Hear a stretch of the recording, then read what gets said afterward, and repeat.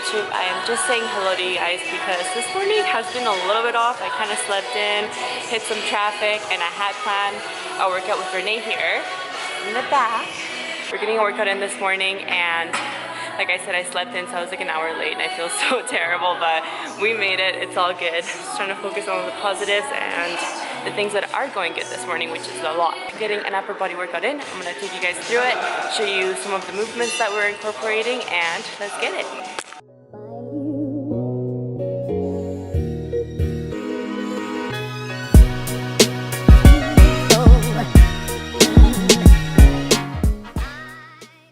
Alright guys, let's get into this upper body workout. This was 2 days post 15,000 calorie challenge attempt.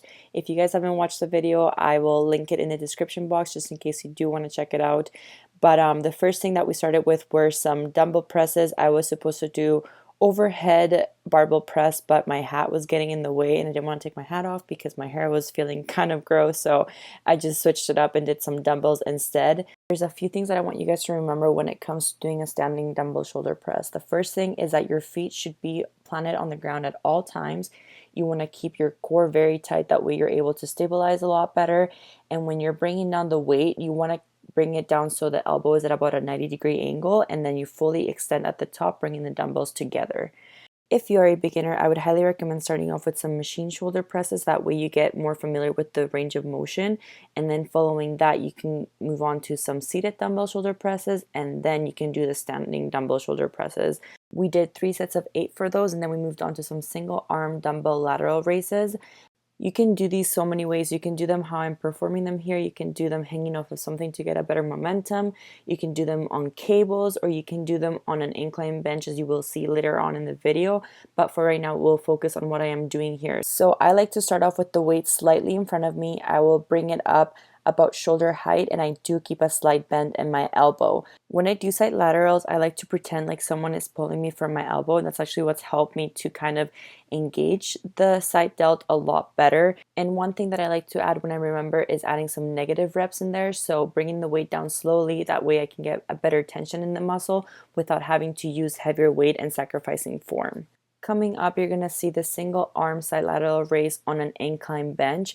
And normally I would never do these because honestly it just limits the amount of weight that I can lift, but it does take a lot of cheating out of the movement and just puts the delt straight to work. Your form will be pretty similar to the standing dumbbell lateral raise. You basically just want to make sure that you keep a slight bend in the elbow and that you don't bring your arm higher than shoulder height. And you definitely want to be very conservative with the weight, because if you go too heavy, your form will start to get very sloppy. As you can see me here, my shoulder was starting to give out on me and my arm was coming slightly in front of me, which you definitely do not want. So this was Renee's first time performing these, and you can see that her body was coming off the bench slightly, so that just means that she was going a little bit too heavy and her form was just getting a little sloppy, which is fine. It was her first time doing it. That's why you always want to make sure that you start off with a very light weight, get used to the form first, and then you can move on to higher weight, because you definitely do not want to injure yourself. Moving on from those, we went and did some rear delt pec deck flies, which you guys have seen on my channel multiple times, and they're definitely one of my favorites to hit the rear delt. The main thing to remember is to keep a slight bend in the elbow. It will help you avoid overextending at the top part of the movement. That way you don't start engaging your upper back, since this isn't an upper back focused exercise. It's more for the rear delt. This next clip, you're going to see Renee performing these, and I want to mention a couple things to you guys that I mentioned to her as well. The first thing actually isn't the overextending. It's the fact that her elbows were dropping down on the back portion of the movement, which actually takes out the rear delt from the exercise. So once I told her to raise her elbows slightly, she was able to engage the rear delts a lot better. She did raise them a little bit too high. You want to make sure that they're about shoulder height while keeping the forearms in line with your wrists and your hands. And of course, the overextension in the back of the movement. So you see it starts to become more of an upper back movement rather than a rear delt exercise. Those we did for 3 sets of 12 reps. And now moving on to some more back focused exercises. The first one were some assisted pull-ups, which we did for 4 sets of 8 reps. The main thing you want to remember with these is to make sure that you keep your body straight. You contract your lats to pull yourself up as high as you can, driving your elbows down. And then on the bottom part of the movement, you want to make sure that your arms are fully extended. I definitely cheated a little bit on that, but the main reason being is that I did get a breast augmentation about a year ago. So when I feel any kind of weird pull in my chest, I definitely try to back off from the stretch a little little bit and just focus on really engaging the lats on the way up. As you can see, the following exercise were some seated cable rows, which we performed for 3 sets of 12 reps. In the starting position, you can see my shoulders are slightly rolled forward. This allows me to fully engage the lats from the starting portion of the movement. I also make sure to keep my chin down to avoid any swinging or cheating reps. Your torso should remain at a 90-degree angle throughout the entire course of the exercise. When you're ready, you want to pull back until you hit your core, squeeze the back, hold, and bring it back to the starting position. After that, we did some tricep pushdowns for 3 sets of 12 reps. Superset it with some dumbbell overhead tricep extensions, which you will see after this clip. With the rope pushdowns, I like to incline forward slightly because this allows me to get a better range of motion when I extend at the bottom. You also want to make sure you're keeping your upper arms by your torso at all times with only your forearms moving, elbows in, and then extending fully at the bottom. The overhead extensions, you want to make sure you keep your upper arms close to your head and your elbows in. Once again, only the forearm should be moving. I like to lower down the weight until I feel a good stretch in my triceps, and using those same triceps, you're going to bring the weight up until you're in full extension. After that, we did some barbell curls and we did 21s. 21s are essentially doing 7 reps at the top part of the movement, 7 reps at the bottom part of the movement, and then 7 full reps. When you perform full reps on bicep curls, you want to make sure that you keep your arms close to your body and you fully extend the bicep at the bottom of the movement. And we performed 3 sets of these 21s. So that was about it for the workout, guys. I hope you enjoyed this little commentary. If you did, make sure you give the video a thumbs up, and I will let you watch the rest of the video. I hope you enjoy it.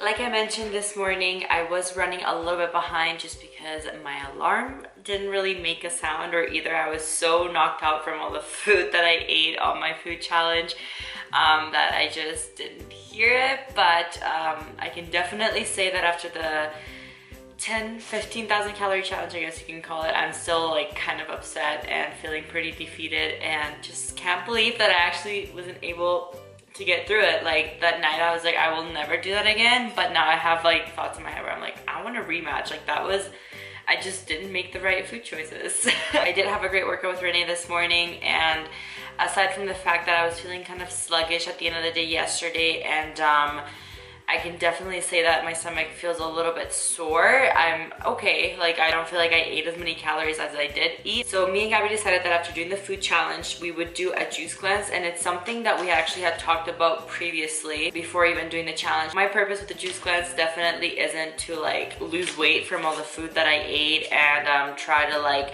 clean as much of it out. Definitely not. My purpose with the juice cleanse is basically to give my digestive system a break from constantly breaking down food. Obviously, it's still gonna be breaking down food because I'm still ingesting calories, but it's not going to be in solid form, and just basically to clear out toxins from my body. The meaning of a detox is the purification of the body through the removal of toxins. So that is like my biggest purpose with this detox. I just want to get rid of all the toxins that I have accumulated throughout the years, because I have never done anything like this ever in my life. I definitely have drank alcohol in my lifetime. I definitely have gone through a period of my life where I wasn't as healthy as I am now. There's just so many things that have toxins in our lifetime that we can't avoid. I'm not going to sit here and like recommend you guys to do this, and I definitely don't recommend it if your main purpose with it is to achieve fat loss. The best way to achieve fat loss, we all know, is through a caloric deficit, through a consistent good diet, and just basically through a healthier lifestyle. If you try to achieve quick fat loss, you're most likely going to end up gaining all that weight back, just because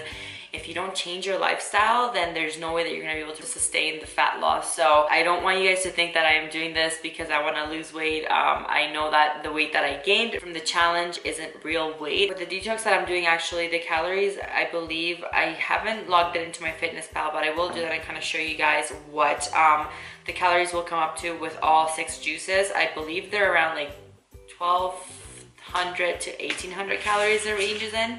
And I am allowed to have like salads if I feel hungry, or if worse comes to worse and I need to eat something, I will just eat something. Like, I'm not gonna kill myself for this detox, but I definitely do want to give my body a break from all this stuff that I like eat on a regular basis. And one of the things that I really like about this detox is that it has a good amount of calories, so I know that I'm not going to be depriving my body from the nutrients it needs. The main purpose of people doing detoxes most of the time is literally because they want quick and fast weight loss, and they don't realize that most of it is just water that they're getting rid of. Like, that'll all come back when you go back onto a regular diet. So I'm also going to keep my probiotics in my diet. I'm going to keep my greens drink in my diet. I'm probably still going to have my BCAAs just because I'm not going to be getting enough protein.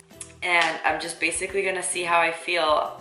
There's a lot of people that have very good things to say about juice cleanses, a lot of people that have bad things to say about juice cleanses. So I will share my experience with the juice cleanses and let you guys know over the course of the next 3 days how I'm feeling throughout it all. And I honestly don't think it's gonna be that bad. It'll probably be a challenge not eating, and I hope that I don't experience too much hunger. So I'll let you guys know how it all goes, keep you updated throughout the course of the next 3 days, and just kind of, I don't know, give you my insight on juice cleansing and how I feel about it, because obviously everyone has their opinions and everyone will have a different story. So I will share my journey with you guys and see how it all goes.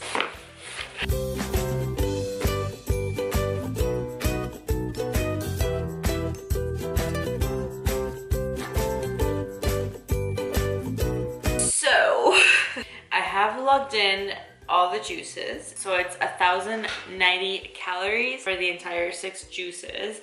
And the macros are 23 fat, 204 grams of carbs, and 34 grams of protein, 20 grams of fiber. So definitely very low in protein, low in fats, a little bit on the higher end for carbs, which makes sense because it does have a lot of fruit and a lot of vegetables. So a little bit, obviously I didn't know that it was so low calorie before I bought it, but like I said, if I feel hungry and I need to eat something, then I most likely will, but we will see how everything goes, and I will keep you guys updated on how I feel throughout the next 3 days. I am gonna close off the vlog right now just because I don't want it to get too long, but I will definitely be making a different one, letting you guys know how everything tastes, how I feel, and how I'm feeling. So I hope you guys enjoyed today's video. If you did, make sure you give the video a thumbs up. If you haven't subscribed to my channel and you enjoy my content, then make sure you hit that subscribe button. And if you have any questions for me, anything to tell me, make sure to leave it down below. I will catch you guys in the next one.